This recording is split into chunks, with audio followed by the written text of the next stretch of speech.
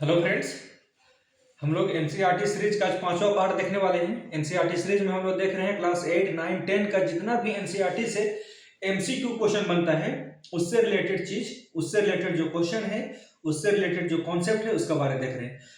NCERT से हर एक competitive exam हो, बोर्ड एग्जाम हो, इससे क्वेश्चन पूछा जाता है। तो हम लोग आज एनसीईआरटी सीरीज का पांचवा पार्ट देख रहे हैं। तो चलिए शुरू करते हैं।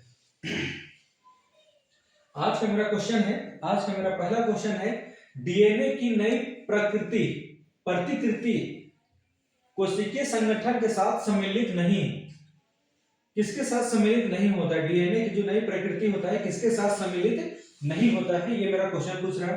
पहला ऑप्शन है कोशिका विभाजन होता है, दूसरा ऑप्शन है कोशिका विभाजन नहीं होता है, तीसरा ऑप्शन है यह प्रक्रिया नष्ट हो जाती है, ये नष्ट है, यह प्रक्रिया नष्ट हो जाती है, और चौथा ऑप्शन है कोशिका मर जाता है।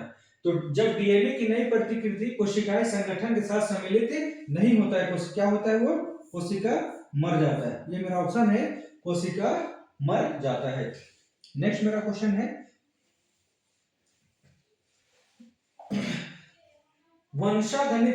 वंशागतिक गुणों का संवेदन होता है। वंशागतिक गुणों का संवेदन होता है यानी एक जनरेशन से दूसरे जनरेशन तक मेरा जो भी संदेश जाता है वो किसमें क्या होता है, वो क्या होता है? पहला ऑप्शन है मेरा वो डीएनए अणुओं में, दूसरा है जीव द्रव में, तीसरा है कोशिका द्रव में, और पांचवा है माइटोकॉन्ड्रिया में। तो वंशागतिक गुणों का संवेदन कहाँ होता है? मेरा डीएनए में होता है। वंशागतिक गुणों का संदेशन मेरा डीएनए अणुओं में होता है। तो मेरा इसका क्वेश्चन नंबर 2 का राइट आंसर है मेरा डीएनए अणुओं में होता है। ये क्वेश्चन है। तीसरा क्वेश्चन मेरा, हाइड्रा में अलैंगिक जनन की विधि है। हाइड्रा में अलैंगिक जनन होता है। हम लोग जानते हैं जनन दो प्रकार होता है, एक अलैंगिक जनन और एक लैंगिक जनन। इंग्लिश में बोलते हैं एक सेक्सुअल रिप्रोडक्शन और एक एसेक्सुअल रिप्रोडक्शन। एसेक्सुअल रिप्रोडक्शन को हिंदी में अलैंगिक जनन कहा जाता है। हिंदी में इनको अलैंगिक जनन कहा जाता है। हिंदी में अलैंगिक जनन कहा जाता है एसेक्सुअल रिप्रोडक्शन को। तो हाइड्रा में अलैंगिक जनन तो होता है, लेकिन इसमें से कौन सा विधि द्वारा होता है? हाइड्रा में अलैंगिक जनन तो होता है, लेकिन उस विधि का नाम पूछ रहा, तो मेरा क्या हो जाएगा? ये मुकुलन विधि द्वारा होता है। कौन विधि द्वारा होता है? मुकुलन विधि द्वारा हाइड्रा में जनन होता है। मुकुलन विधि द्वारा हाइड्रा में अलैंगिक जनन होता है। नेक्स्ट मेरा क्वेश्चन है, एकल जीव लिस्मानिया में किस विधि द्वारा जनन होता है? एकल जीव लिस्मानिया में किस विधि द्वारा मेरा जनन होता है? नेक्स्ट पेज में इसका यह आ गया है, एकल जीव लिस्मानिया में किस विधि द्वारा जनन होता है? लिस्मानिया में किस विधि द्वारा जनन होता है? मुकुलन द्वारा, बहुखंडन विधि द्वारा, कायिक प्रवर्धन विधि द्वारा या फिर बीजाणु संरचना द्वारा। तो एकल जीव लिस्मानिया में मेरा जो जनन होता है वो किसके द्वारा होता है? लिस्मानिया में मेरा जो जनन होता है वो मुकुलन विधि द्वारा होता है। लिस्मानिया में जो जनन होता है वो अलैंगिक जनन है और वो मुकुलन विधि द्वारा होता है। स्पाइरोगायरा में प्रजनन किस विधि द्वारा होता है? स्पाइरोगायरा में प्रजनन किस विधि द्वारा होता है? स्पाइरोगायरा में प्रजनन किस विधि द्वारा होता है? तो क्वेश्चन है मेरा, ऑप्शन है मेरा खंडन विधि, दूसरा विखंडन विधि, तीसरा मुकुलन विधि, और चौथा है खंडन विधि। खंडन। तो स्पाइरोगायरा में प्रजनन मेरा होता है विखंडन विधि से। स्पाइरोगायरा में मेरा प्रजनन किस विधि द्वारा होता है? विखंडन विधि द्वारा स्पाइरोगायरा में प्रजनन होता है। स्पाइरोगायरा में प्रजनन विखंडन विधि से होता है। नेक्स्ट मेरा क्वेश्चन है, ब्रायोफिल्म किस भाग द्वारा जनन करता है? ब्रायोफिल्म में जनन मेरा किस भाग द्वारा होता है? इसका क्वेश्चन पूछ रहा है, ब्रायोफिल्म में किस भाग द्वारा जनन करता है? तो पहला ऑप्शन है तना, दूसरा ऑप्शन है पत्ती, तीसरा ऑप्शन है मूल, चौथा ऑप्शन है पुष्प। तो ब्रायोफिल्म किस भाग द्वारा जनन करता है? तो ब्रायोफिल्म आपको सभी पता होगा कि ब्रायोफिल्म जो जनन होता है वो मेरा पत्ती के द्वारा होता है। ब्रायोफिल्म में मेरा जनन पत्ती के द्वारा होता है। अब यहां से जो मेरा क्वेश्चन 10 क्वेश्चन है, ये बहुत इंपॉर्टेंट क्वेश्चन है। ये रासायनिक सूत्र से मेरा क्वेश्चन है, रासायनिक फॉर्मूला, और ये कॉम्पिटिटिव एग्जाम का फेवरेट क्वेश्चन है या फिर बोर्ड एग्जाम का फेवरेट क्वेश्चन है। किसका? रासायनिक सूत्र। तो बेकिंग सोडा का रासायनिक सूत्र क्या है? बेकिंग सोडा का मेरा रासायनिक सूत्र क्या है? पहला ऑप्शन है NaCl, दूसरा ऑप्शन है NaHCO3, तीसरा ऑप्शन है मेरा CaCO3 और चौथा ऑप्शन है Na2CO3.10H2O। ये मेरा चार ऑप्शन है और क्वेश्चन है बेकिंग सोडा का रासायनिक सूत्र क्या होता है। तो बेकिंग सोडा का मेरा जो रासायनिक सूत्र है वो हो जाता है मेरा NaHCO3, यानी option number B is the right option of this question. Baking soda का रासायनिक सूत्र, chemical formula of baking soda NaHCO3। इसका नाम बोला जाता है सोडियम हाइड्रोजन कार्बोनेट। इसको हम लोग NaHCO3 को बोला जाता है सोडियम हाइड्रोजन कार्बोनेट। ये बेकिंग सोडा का केमिकल नेम है और केमिकल फॉर्मूला होता है NaHCO3। नेक्स्ट मेरा क्वेश्चन है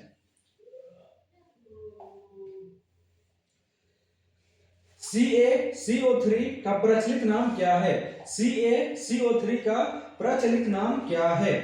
पहला ऑप्शन है खाद्य सोडा यानी खाने वाला सोडा, दूसरा ऑप्शन है धुलाई का सोडा यानी धोने वाला सोडा, तीसरा ऑप्शन है बेकिंग सोडा या चौथा ऑप्शन है चूना पत्थर।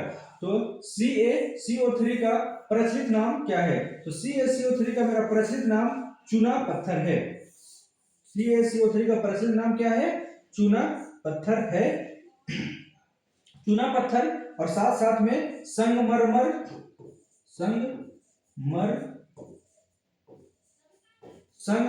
का भी रासायनिक सूत्र या प्रचलित नाम CaCO3 है। CaCO3 को चाहे चूना पत्थर बोले या फिर संगमरमर बोले, बात वही है। CaCO3 का रासायनिक नाम जो है चूना पत्थर है या फिर संगमरमर है।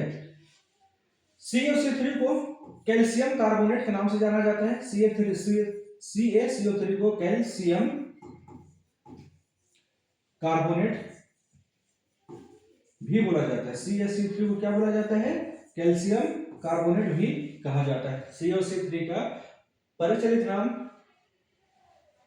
किसका है? चूना का नाम है और संगमरमर का नाम है, और CaCO3 का जो रासायनिक नाम है वो मेरा कैल्शियम कार्बोनेट है।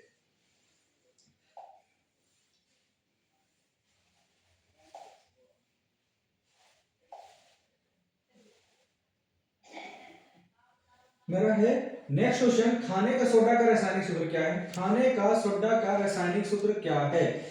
NaCl2, NaHCO3, NaCl2, NaHCO3, CaCl2 और Na2CO3.10H2O। खाने का सोडा का रासायनिक सूत्र क्या है? खाने का सोडा का रासायनिक सूत्र क्या है? ये मेरा है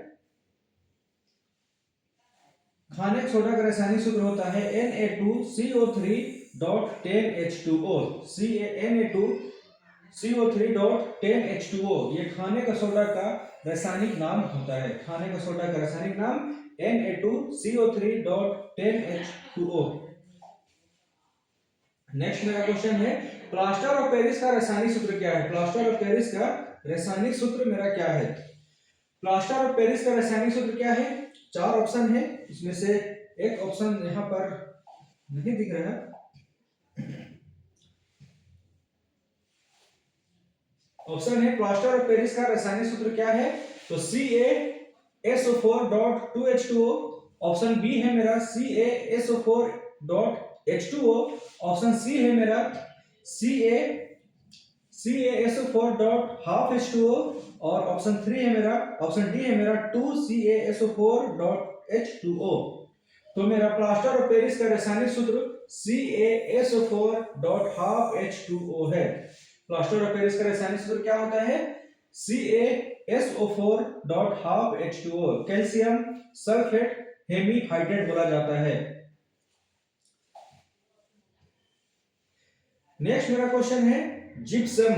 इससे बहुत इंपॉर्टेंट क्वेश्चन है, इससे बहुत कुछ हम लोग सीख सकते हैं। जिप्सम का रासायनिक सूत्र क्या होता है? जिप्सम का रासायनिक सूत्र क्या होता है। एक क्वेश्चन ये भी बहुत बार पूछा जाता है कि जिप्सम को कितने डिग्री टेम्परेचर पर गर्म करने पर वो प्लास्टर ऑफ पेरिस में बदल जाता है। तो जिप्सम को 273 डिग्री सेल्सियस पर अगर हम गर्म करें तो प्लास्टर ऑफ पेरिस में बदल जाता है। कितना डिग्री सेल्सियस में, कितना डिग्री सेल्सियस में, 273 डिग्री सेल्सियस में अगर गर्म करने पर जिप्सम प्लास्टर ऑफ पेरिस में बदल जाता है। अगर जिप्सम को हम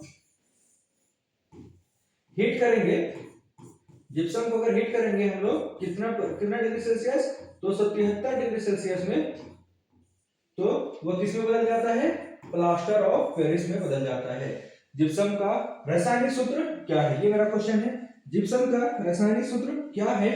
पहला ऑप्शन है मेरा CaSO4.2H2O, दूसरा ऑप्शन है CaSO4.H2O, तीसरा ऑप्शन है CaSO4.2H2O और चौथा ऑप्शन है CaSO4.H2O। तो जिप्सम का रासायनिक सूत्र होता है CaSO4.2H2O। जिप्सम का रासायनिक सूत्र होता है CaSO4.2H2O।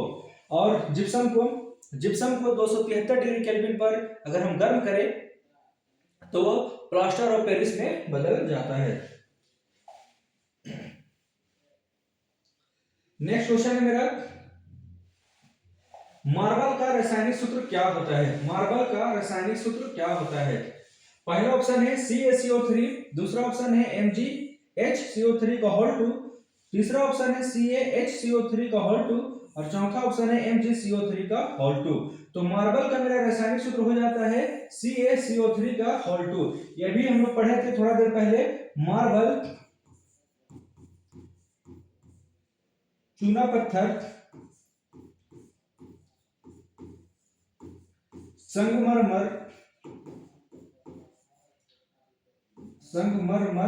तीनों का जो मेरा रासायनिक सूत्र है वो होता है CaCO3 का CaCO3। मार्बल, चूना पत्थर, संगमरमर, ये तीनों का रासायनिक सूत्र मेरा क्या है, CaCO3। Option A is the right answer of this question. Lime water, इसको बोला जाता है लाइम वाटर, यानी चूना जल का रासायनिक सूत्र क्या है, लाइम वाटर का चूना जल का रासायनिक सूत्र क्या होता है। तो लाइम वाटर का रासायनिक सूत्र क्या है, चूना जल का रासायनिक सूत्र क्या है। Option number A CaO, option number B CaCl2, option number C CaCO3, option number D CaOH का होल 2। बताइए लाइम वाटर चूना जल का रासायनिक सूत्र क्या होता है। तो चूना जल का रासायनिक सूत्र होता है CaOH का होल 2। CaOH का होल 2 लाइम वाटर यानी चूना जल का रासायनिक सूत्र है। आगे का मेरा क्वेश्चन है, ग्लूकोज का आणविक सूत्र क्या होता है। ग्लूकोज का आणविक सूत्र मेरा क्या होता है। ग्लूकोज का आणविक सूत्र क्या होता है। पहला ऑप्शन है C6H12O6, ऑप्शन नंबर बी है CH3COOH, ऑप्शन नंबर सी है CH3Cl3, ऑप्शन नंबर डी है CHCl3। तो आप लोग को देख के ही पता चल गया होगा ग्लूकोज का रासायनिक सूत्र मेरा क्या होता है। ग्लूकोज का रासायनिक सूत्र C6H12O6 होता है। ग्लूकोज का रासायनिक सूत्र क्या होता है, C6H12O6। ग्लूकोज का रासायनिक सूत्र C6H12O6। नेक्स्ट मेरा क्वेश्चन है, चीनी का रासायनिक सूत्र क्या होता है, यानी शुगर का रासायनिक सूत्र क्या होता है। शुगर का रासायनिक सूत्र क्या होता है। Option number A C6H12O6, option number B C12H22O11, option number C CH3COH और ऑप्शन नंबर डी CH3CHO।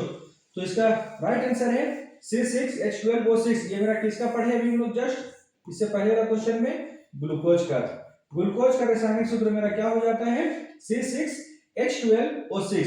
चीनी का मेरा रासायनिक सूत्र होता है क्या, चीनी का रासायनिक सूत्र मेरा क्या हो जाता है C12H22O11।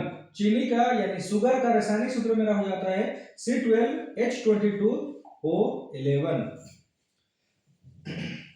कॉपर सल्फेट नीला थोथा, बहुत इंपॉर्टेंट क्वेश्चन। कॉपर सल्फेट यानी नीला थोथा का रासायनिक सूत्र क्या है। Option number A CuSO4.7H2O, option number B CuSO4.5H2O, option number C CuSO4.4H2O, option number D CuSO4.10H2O। तो कॉपर सल्फेट यानी नीला थोथा का रासायनिक सूत्र हो जाता है CuSO4.5H2O। कॉपर सल्फेट यानी नीला थोथा का रासायनिक सूत्र मेरा हो जाता है CuSO4.5H2O। ये मेरा कॉपर सल्फेट यानी नीला थोथा का रासायनिक सूत्र है।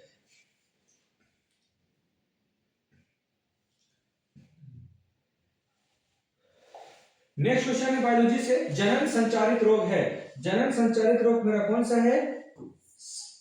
सिफिलिस, एड्स और गोनोरिया। ये तीनों मेरा जो है जनन संचारित रोग है। एड्स जो मेरा होता है HIV वायरस के कारण होता है। एड्स बीमारी मेरा किसके कारण होता है? HIV वायरस का होता है। HIV वायरस के कारण होता है। फुल फॉर्म है ह्यूमन इनसफिशिएंसी सिंड्रोम वायरस। इसका फुल फॉर्म याद नहीं आ रहा अभी। तो जनन संचारित रोग है सिफिलिस, एड्स और गोनोरिया। ये तीनों मेरा जनन संचारित रोग है।